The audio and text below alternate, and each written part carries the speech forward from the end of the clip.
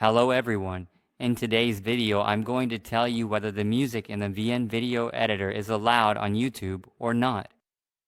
In today's video, I'm going to explain everything to you in complete detail. First of all, let me tell you that the music in VN video editor or in CapCut, CapCut Pro, CapCut Sample, or InShot is allowed on YouTube.